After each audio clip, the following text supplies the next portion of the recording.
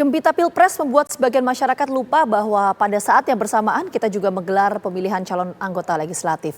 Gaung Pileg yang kalah dengan Pilpres ini dikhawatirkan akan menghasilkan anggota legislatif yang kualitasnya rendah.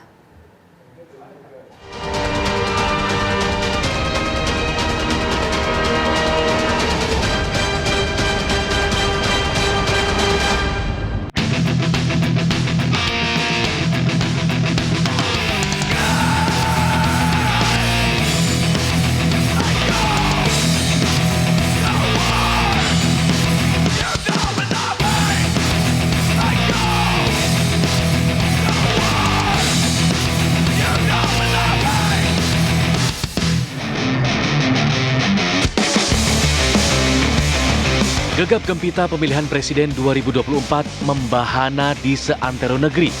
Perhatian rakyat tersedot oleh pertarungan 3 pasangan calon presiden dan calon wakil presiden. Mereka bertarung melalui ajang debat, kampanye dialogis, kampanye belusukan, hingga iklan di media cetak, elektronik, dan media digital. Di balik kemeriahan Pilpres 2024, ada yang terlupakan bahwa pada saat yang bersamaan juga digelar pemilihan calon anggota legislatif tingkat kota kabupaten, provinsi, hingga pusat.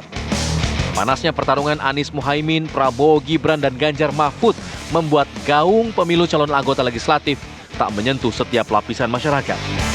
Sebagian masyarakat bahkan tidak mengetahui bahwa selain Pilpres juga ada Pileg. Tahu tanggalnya. Kalau presiden 14 Februari. Nggak tahu ya, kayaknya sama ya. Belum tahu tuh. Iya, tanggalnya. Kurang tahu deh. Tanggal 14 Februari. Kurang tahu kalau itu ya. Kalau saya tahu. Tanggal 14 Februari 2024. Pilpres dan Pileg 2024 ini merupakan kali pertama dilakukan secara berbarengan. Hal ini sesuai dengan amanat undang-undang. Tahapan-tahapan yang dilakukan juga seiring seirama antara Pilpres dengan Pileg. Namun sayangnya, sosialisasi yang dilakukan tak seimbang dan menembus setiap lapisan masyarakat. Pakar politik UNJ Ubedillah Badrun menilai kepopuleran Capres-Cawapres hingga kampanye yang timpang akan berimbas pada kualitas anggota legislatif terpilih yang rendah. Konsentrasi publik itu lebih banyak kepada Pilpres. Jadi ketokohan Capres itu lebih populer, orang lebih sibuk dengan Pilpres. Nah, dampak negatifnya adalah masyarakat tidak konsentrasi dengan pemilihan anggota legislatif. Yang terjadi nanti itu kemungkinan yang saya khawatirkan adalah masyarakat lebih senang mencoblos calon presiden, tapi begitu Pileg bisa jadi dia tidak mencoblos, bisa jadi asal nyoblos. Apalagi banyak ya yang harus dicoblos begitu. Dan itulah kemudian berakibat pada, ya bisa jadi caleg yang terpilih bukan caleg yang memenuhi standar. Untuk mengimbangi gaung Pilpres yang begitu dominan, para caleg harus lebih kreatif lagi dalam berkampanye. Salah satunya dengan menempel pada Capres-Cawapres. Para caleg itu secara momentum ya, dia sedang bersaing sebenarnya dengan Capres untuk merebut simpati publik. Nah, dalam titik itu menurut saya sepertinya bisa caleg itu juga melekatkan dirinya pada Capres untuk memudahkan publik atau masyarakat mengingat caleg itu. Jadi apa yang mungkin bisa menyelesaikan persoalan ini adalah kreativitas kampanye yang dilakukan oleh para caleg. Kreativitas, inovasi, lalu intensitas dari caleg itu untuk mendekati konstituen. Namun sayangnya sebagian besar caleg masih menggunakan cara-cara lama dalam mengkampanyekan diri, seperti memasang baliho di pinggir jalan. Hal itu dinilai tak lagi efektif. Mereka harus mengubah cara berkampanye dengan cara bertemu langsung dengan konstituen.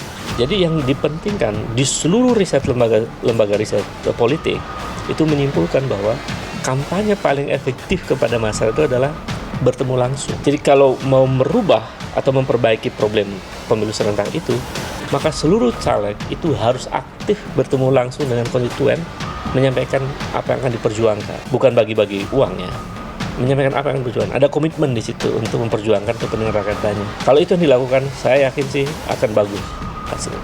Tapi kalau itu tidak dilakukan, saya khawatir presidennya terpilih, tapi anggota DPR-nya kualitasnya di bawah standar. Digelarnya Pilpres dan Pileg secara bersamaan sejak awal diprediksi akan menenggelamkan gaung pemilu calon anggota legislatif. Dari sisi mesin politik, pendanaan, hingga persaingan, kedua pemilu ini bagaikan bumi dan langit. Kalau Pilpres secara koalisi, akumulasi dari kekuatan politik partai yang berbeda, lalu bersatu bikin manajemennya. Sementara caleg masing-masing harus bersaing, bukan hanya antar partai, tapi satu partai, setiap caleg itu berkompetisi. Nah, ini yang mengakibatkan kemudian caleg yang punya modal besar, punya financial capital yang banyak, dia akan lebih rajin untuk melakukan kampanye. Meskipun saya masih melihat kampanye rajinnya di spanduk gitu.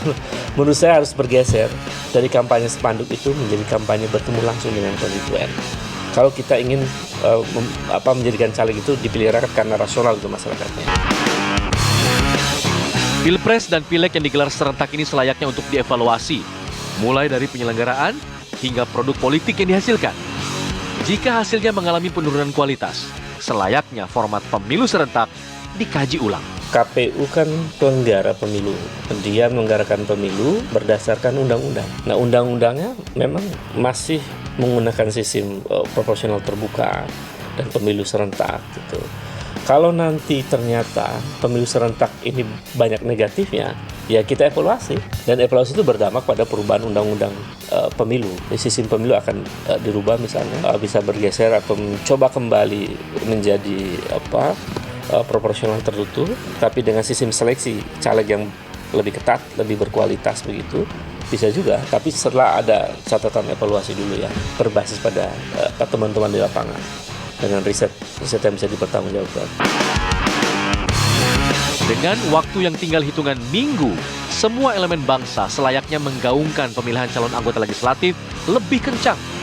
Maju tidaknya sebuah negara tak hanya ditentukan oleh lembaga eksekutif, dalam hal ini presiden dan wakil presiden. Anggota legislatif yang berkualitas akan menghasilkan undang-undang yang bagus dan pengawasan terhadap eksekutif yang ketat.